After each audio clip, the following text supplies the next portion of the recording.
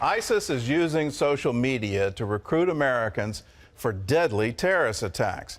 And the FBI says they can't track every post. That warning comes after this week's shooting in Texas. And the government says there could be more attacks. Ephraim Graham has the story.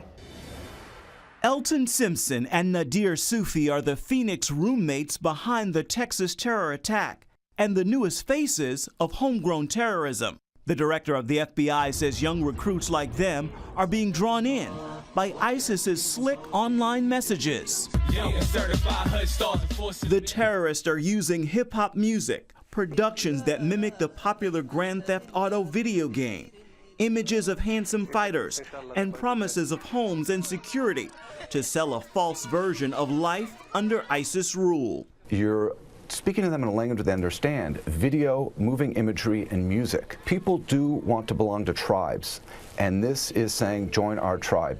At least 53 Americans have been charged with trying to travel to Syria to join the fight with ISIS in the last year. But there may be thousands inside the United States consuming the terrorist online poison.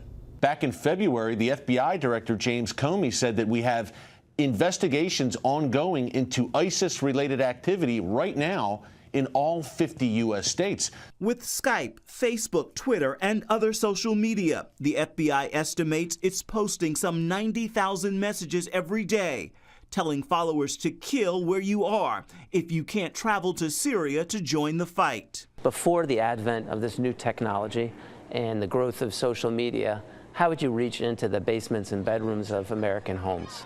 And while the ISIS connection may begin on social media, the FBI warns if ISIS does make contact with people here in the U.S., their conversations go dark because the terrorists steer them into encrypted communications, and the government can no longer follow them, making them potentially even more dangerous. Ephraim Graham, CBN News.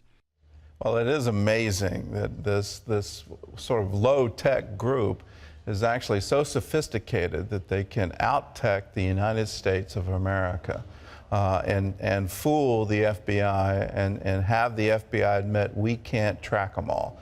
We can't get to them. The fight here really, though, isn't about technology. It's about ideology. And we have to convince people that following this kind of ideology, it's not going to get you to heaven. It's not going to get you to some utopia here on earth. It's not going to happen that way.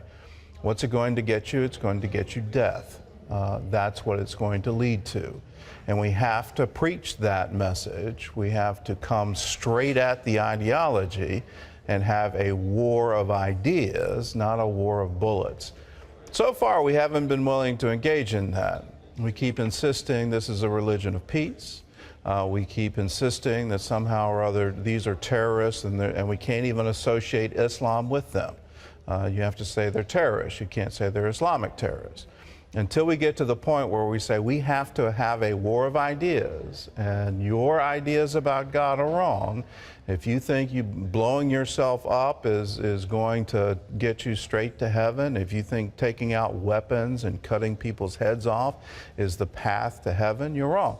Until we start waging that war, we're not going to win this. Well, in other news, people gathered across the country Thursday to pray for our nation. This is spiritual warfare and its leaders on our annual National Day of Prayer. Jennifer Wishon has that story. At this church in Mitchellville, Maryland, people could drive through for prayer. We felt this would be an opportunity to just reach out to them for a few moments as they drive on by, just like they drive up to McDonald's window. Everyone was invited. I'm here so I can be prayed for. We've been able to join in prayer together, thinking about our communities, thinking about public safety. I pray for peace, for safety, not only for law enforcement, but for the community. The theme for this year's National Day of Prayer was, Lord, hear our cry from 1 Kings. Hear the cry and the prayer of your servant that is praying in your presence today. On Capitol Hill, decision makers humbled themselves before God. It is times like this when we bow our head in prayer. Some presidential candidates took time to pray, including Senator Ted Cruz. We pray for our leaders and ask that you give them wisdom. Dr. Ben Carson was there too. It is up to us who are the true believers now to stand up for what we believe, to have the courage and the faith to believe that God will get us through this difficult period. If the believers would just take one day and everybody pray at the same time about the same, could you imagine what God would do? That's what the National Day of Prayer is about. Jennifer Wishon, CBN News, Washington. Well, now more than ever, we need to pray and we need to ask God to intervene.